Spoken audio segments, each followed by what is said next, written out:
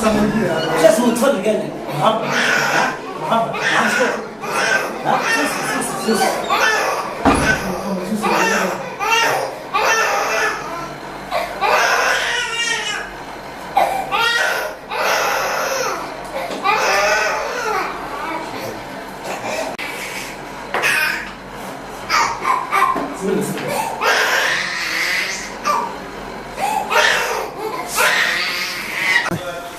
بسم الله.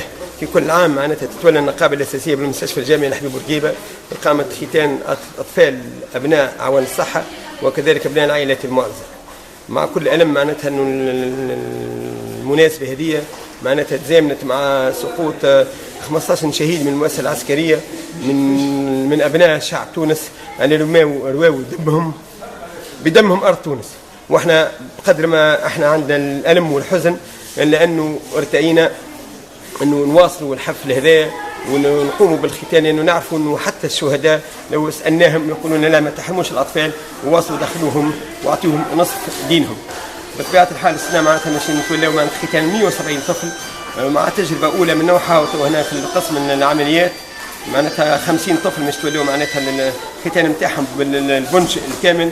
نحب نتوجه بالتحية لكافة أعوان الصحة اللي تطوعوا اليوم وكريتهم بأعداد غفيرة لتقديم الدعم وتسهيل عملية الختان. كذلك تحية لنقابة السادة الجامعيين وكذلك نقابة المقيمين والداخلين، وتحية للأساتذة سواء الأستاذ نبيل مهير رئيس قسم جراحة الكلى والأستاذ رفيق مزاري رئيس قسم الجراحة العامة، وبالأساس الأستاذ بسام عبيد كاتب عام نقابة السادة الجامعيين. هذا كل متاع الجهد متاع مجموعة كاملة، جهد متاع الأسرة الصحية ككل، وهذه معناتها بادرة طيبة جدا في التعاون من أجل أنه القيام بعمل اجتماعي وتقديم معناتها خدمة اجتماعية إنسانية لأبناء الشعب هذا اللي مصيره ومستقبله ما يكون إلا يكونوا يد واحدة.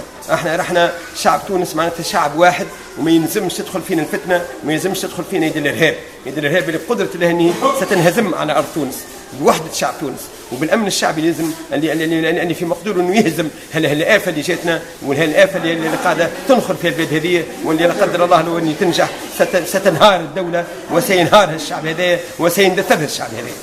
تو هاكتو تشوف معناتها عمليه الختان اللي موجوده، كل طفل يقع ختانه معناتها ياخذ لعبه، وكذلك توزيع الحلويات لاهالي الاطفال هذوما.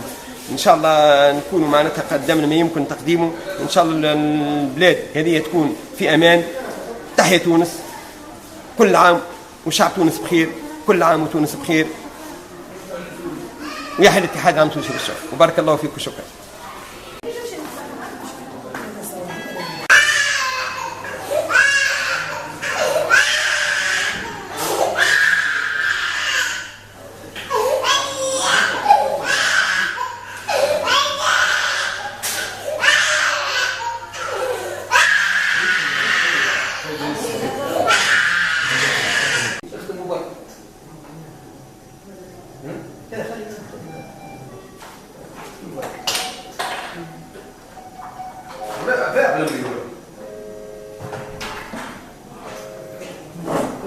Nice.